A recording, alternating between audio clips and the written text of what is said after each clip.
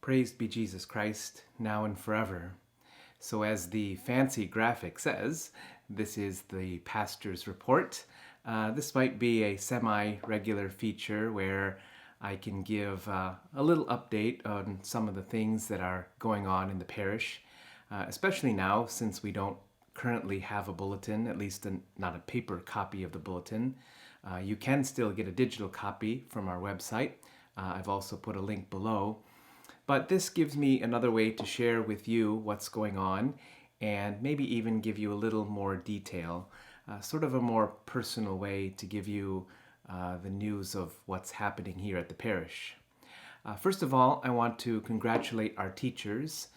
Yesterday was the last day of the school year, and parents came by to do some curbside pickup of their children's belongings. Everything seemed to go very well, especially once it stopped raining. But I want to congratulate our teachers for a great school year, especially under the circumstances. They were right on with the distance learning almost immediately and did a great job with it. So I want to congratulate them and thank them for all of their hard work. And to all of you parents who helped make it possible at home by not only encouraging your children, but also working with our teachers. And then finally, a special congratulations to our fifth graders who are graduating from our school and moving up to sixth grade.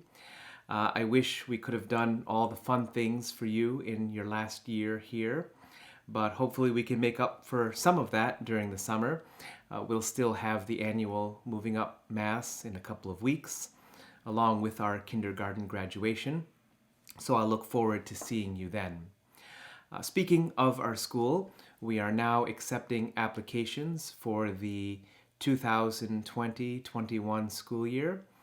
You can call or email the school office or enroll online at stedwardontheLakeSchool.org. And I've put a link to that below as well. Second, I want to share with you what's going on with me this summer. I mentioned about 3 months ago that I was going to take some classes on canon law. And I was supposed to be in Washington, D.C. this June and July for 8 weeks. But because of the virus, Catholic University is not open and all classes have been pushed online. So I don't have to go to Washington, and I'm grateful for that. But the classes are still happening, as I said, online, and those classes begin this coming Monday. What I just found out is that these online classes aren't going to be the kind that are pre-recorded and then you can watch them whenever you can. They are going to be live on everyone's favorite Zoom. And these classes are Monday through Friday, beginning at 8:30 a.m. Now, of course, our daily Mass is at 8 in the morning, and so that's a pretty tight schedule. I don't want to push the Mass back to 7:45 or 7:50 because it's too disruptive to change Mass times. It may come to that. We'll just have to see how these classes go. But the plan is for the Mass to remain at 8 o'clock. I probably won't preach a homily at those Masses. The Masses will be pretty short so that I can get to class on time. I'd hate to be that guy who's always late for class. The one change that we will make is for Thursday. The Mass on Thursday will go back to 7 p.m. where it was before. Adoration will begin at 8 a.m. and will go all night until Friday morning. So basically the schedule that we had before for Thursday. Palms. If you would like a palm that was blessed on Palm Sunday, they will again be available this weekend after each of the Masses. Remember that Masses on Saturday are at 5 p.m. and 7 p.m. Sunday, 8 a.m., the Tridentine Mass, and 10 a.m. and noon in English. This will be the last weekend that the palms will be available. They've been in the sacristy for way too long, and we need to get rid of them. So pick them up while you've got the chance. Father's Day Mass Novena cards will be available beginning this weekend. The suggested donation is $10, and all of the Father's Day intentions will be included in our Novena of Masses. Father's Day is June 21, so 3 weeks away. It's coming up pretty soon. One thing that I do want to say, and I know that there are some who are still hesitant to come back to Mass, those who don't feel ready to be in a crowd of people. And for some, there's good reason. You're sick. You're in one of those vulnerable categories.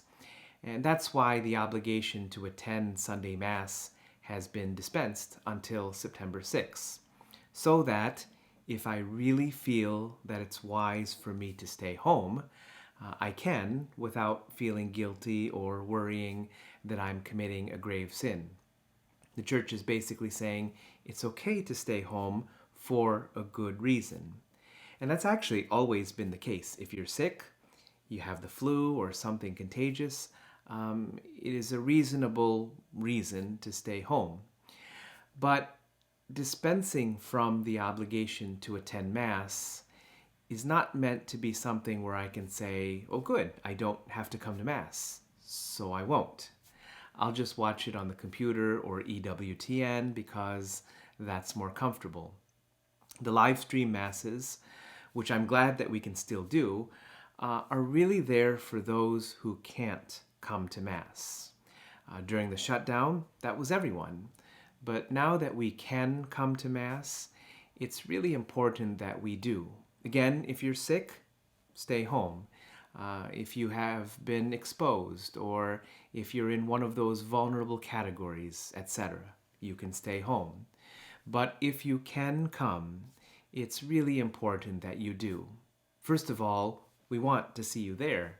We need to start getting the family back together. But second, again, live streaming is only something to hold me over until I can come to Mass. Something that can help me to still feel connected to my parish until I can be there again. But there are two things that we can't do with live streaming. Number one is receive Holy Communion, which is the pinnacle of the Christian life. And number two is worship God in the way that He's called us to worship Him. Yes, I can listen to the readings and the homily. I can see my parish on the screen and pray along with the prayers of the Mass. But it's not meant to be a substitute. And of course, it can't substitute for receiving Holy Communion and worshiping God in the way that He's called us to. So I would personally like to encourage you, if you can come to Mass, please do. If you honestly feel that you can't, then by all means, stay home. Watch the Mass on live stream. That's what it's for. But if you can come, please come. We would all love to see you there. So that's all for now. Be sure to subscribe to this channel and hit the bell so that you can be notified when another video comes out. I sound like I'm one of those people doing a review on YouTube, but it's good if you can subscribe and then you can use that bell to be notified of any new videos. I hope to see you soon. God bless you.